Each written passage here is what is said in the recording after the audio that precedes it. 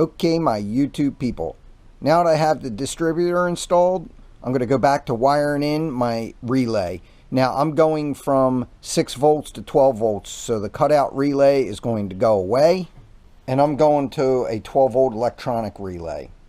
This one went in like this, and I know it's hard to see, but this is a black wire, this used to be a red wire, and also you have this wire. Now this black wire goes up to the light on the dash to say whether you're charging or not. The red wire is power, and then this wire goes over to the generator. So this wire here that comes off the back is called the relay. That's the output of the generator, comes into this part of the relay. And that goes onto the terminal that's closest to the front cylinder. It's called the relay post, or they call it the A post, like an alpha.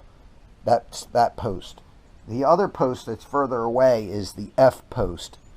You can't use this electronic regulator on a 3-brush generator. It has to be changed to a 2-brush generator, and I had that done. Not only is it a 2-brush, but it's also wired for 12 volts instead of 6 volts.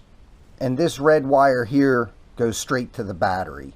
It's not switched, and that provides your charge. The way these cutout relays work is you had the generator voltage coming in to one side of the coil, you had the battery connected to the other side of the coil, and then you have this wire that goes up to the generator light. So what happened is, if the generator was higher than the battery, it pulls this coil in and closes this contact, and then puts power to the battery, allowing the battery to charge.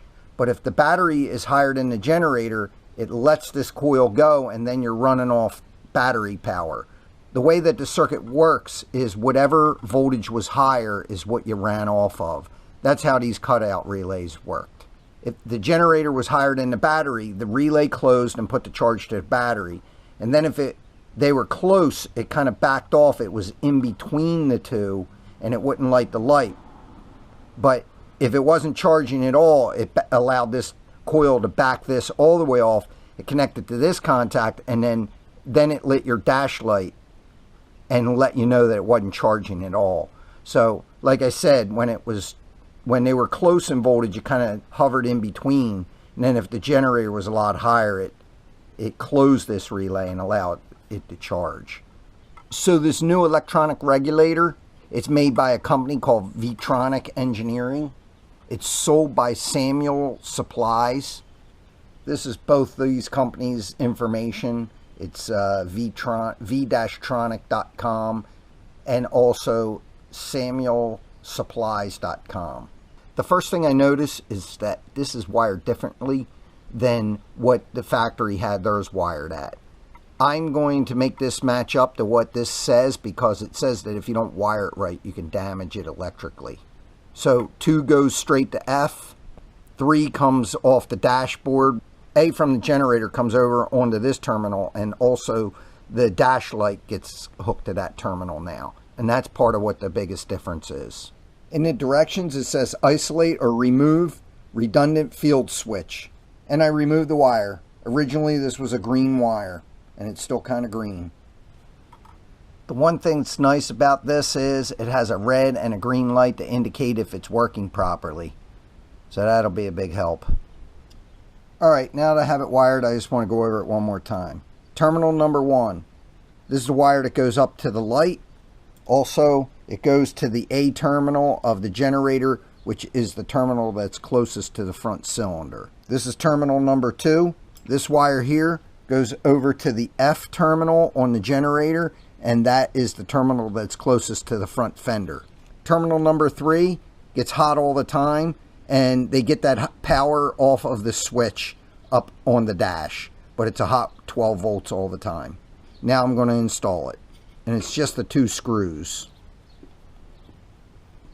Yeah, you get set it. I don't want any Loctite on these screws because this unit requires a good ground, and I don't want anything on the threads that would impede that good ground or cause resistance to ground. Now to have those tight, I'll go around to the generator side and hook the wires on there.